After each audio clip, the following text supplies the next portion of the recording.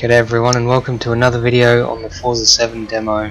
Now hopefully this is going to go a bit better than my first impressions video because we've had one of the developers has been pretty active on the forum discussing with a lot of the forum goers about the force feedback. There are some issues with it currently, but they're working to fix them. And he's been really just going into deep explanations of what each setting does in the advanced options. So we'll jump in for a minute and have a look. Now he's recommended me to try running the force which setting was it? The force feedback understeer at 0. Now unfortunately the demo doesn't go to 0, it only goes to 5. I don't know if that's a bug or not, but he said basically that running the force feedback understeer at 0 is just going to give a lot of aligning feedback. So I've got that set there. I'm running the force feedback scale at 75 just to make sure I'm not clipping in the top end of the forces, and I'm running my wheel on maximum force feedback it can do, which is approximately 8 or 9 newton meters of force. So my wheel has a pretty wide range of forces compared to most consumer wheels. It's practically double. So we should be able to get a good feel of what the car is doing. So we're going to save this and jump straight on track with the Porsche.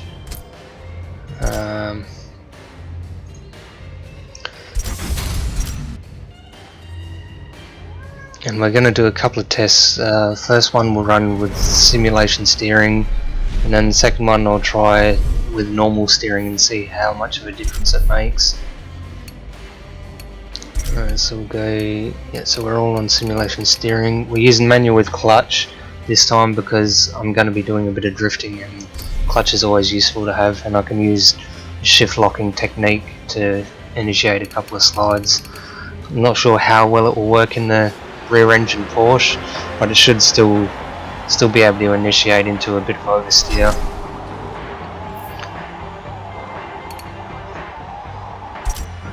And we're also running just the default setting for the force feedback minimum force, which he has said should give the raw data for the pneumatic trail. Just let all these cars go by here for a minute. Oh, one more. So we can already see the wheel is aligning a lot better than my first go, but it's still quite sluggish.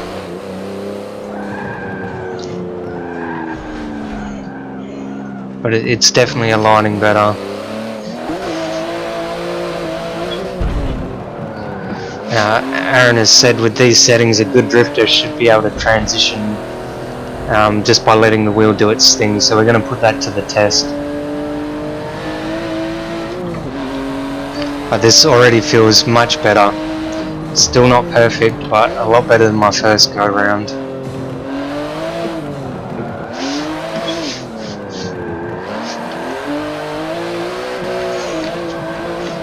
So I'm still feeling I have to do a lot of flicking of the wheel to get it to change direction.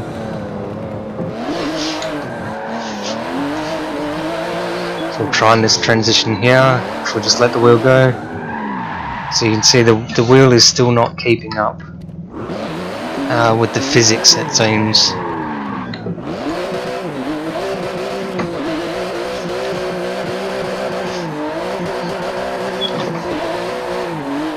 We'll try a few more times. So the wheel is still not self-aligning, and it's not that my wheel's not quick enough or strong enough, because I'm running it at max feedback on the wheel. So it is very fast and it is quite heavy, and you can see it still takes a bit of effort to get the wheel to change direction in a transition.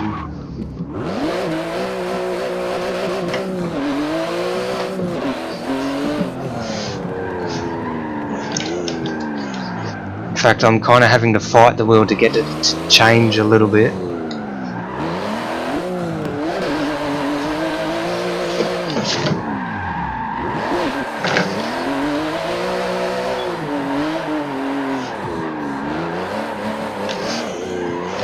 So it's definitely requiring a bit of flicking.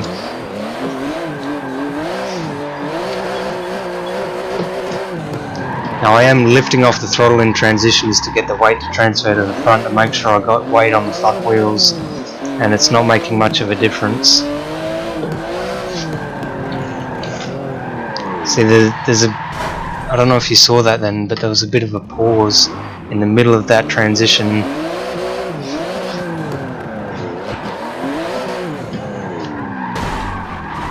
Alright, so we'll chuck it on normal steering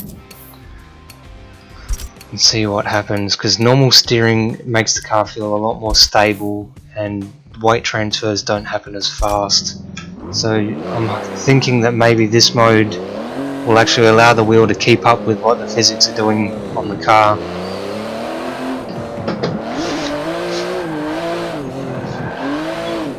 It feels like it is a bit.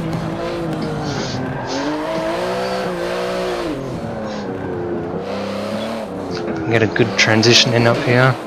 Oh, no, getting too much understeer. Alright, here we go.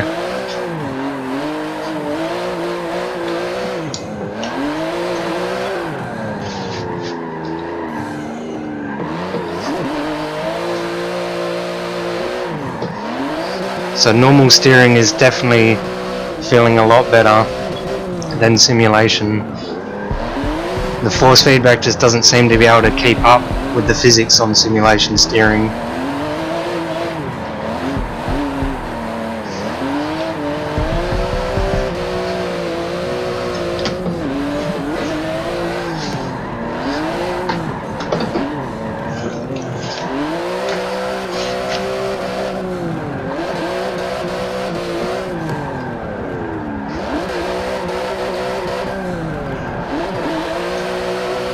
Oh, a bit shallow there. I thought the corner was going to tighten a little bit sooner than it did.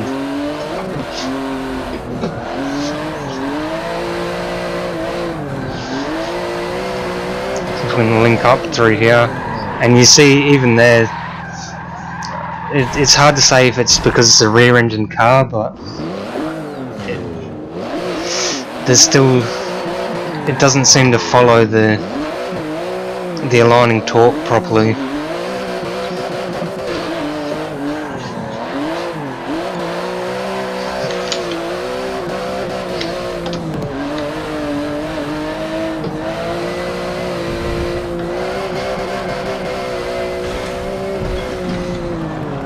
A normal steering definitely makes it feel a lot more natural.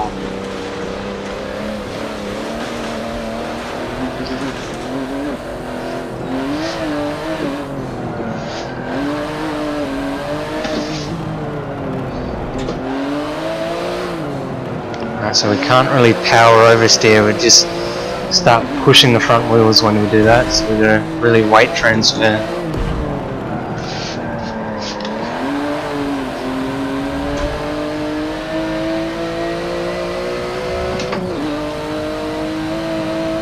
We'll just drive this last lap normally and see what sort of lap time we can get.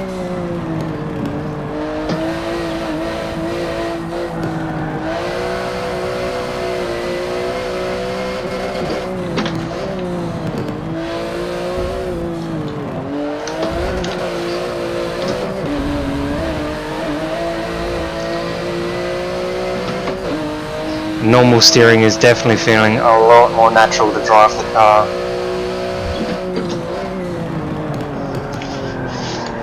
Oh, a bit, oops, coming a bit hot there.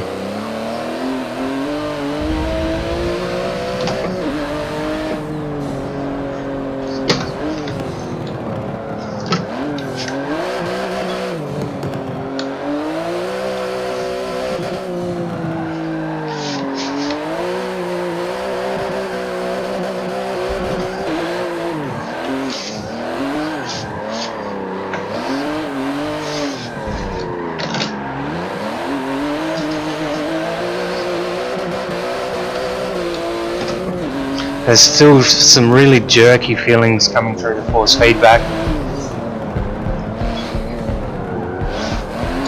It's mainly in the straighten up and transition phases where it feels really jerky.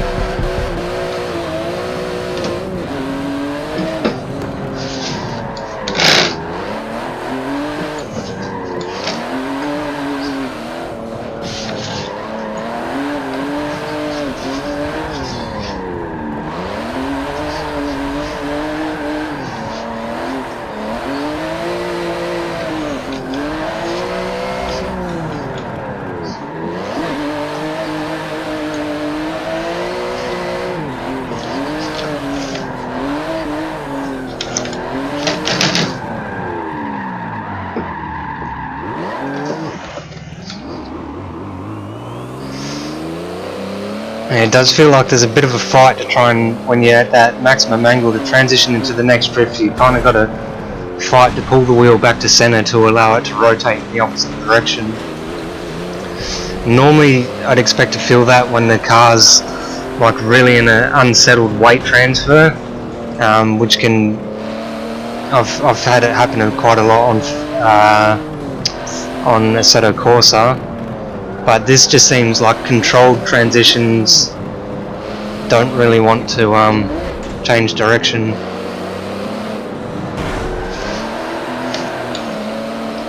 And it's really jerky coming back to center. There's still something going on there.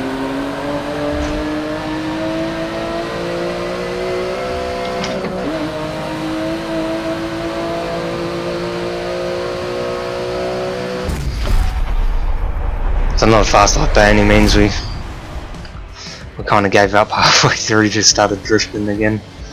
But anyway, that's going to wrap up the video. I'd like to thank Aaron, the developer from Turn 10, for taking his time to really communicate with us in the forums and really try and solve some of the issues we're having. Hopefully this will lead to a much better experience on the wheel in Forza 7. Even just from my initial playthrough, what are the settings I used in this video definitely make me feel a bit more connected to the car, but there's still something that I feel is not quite right. So hopefully we can find out what the issue is and get it sorted. That's going to wrap up the video. Thanks for watching, and I'll see you in the next one.